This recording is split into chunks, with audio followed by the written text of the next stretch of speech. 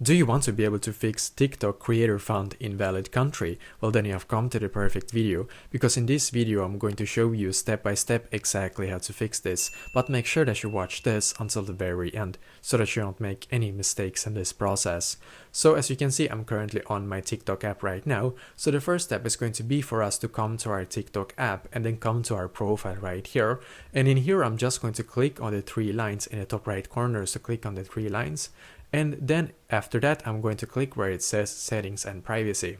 So click on settings and privacy. And as you can see, we're now taken to this page right here, which is perfect. In here, I'm just going to scroll down in here until I can see where it says reports a problem. So click on reports a problem. Just going to load here for us, so just wait a couple of seconds. And perfect, as you can see, we're now taken to this page right here, which is great. I'm just going to scroll down in here and then click on submit a report. So click on submit a report and then wait a couple of seconds for it to load here. Perfect, we're now taken to this page right here. And in here, we're actually able to contact the TikTok customer service, just so you know. So I'm just going to write like this.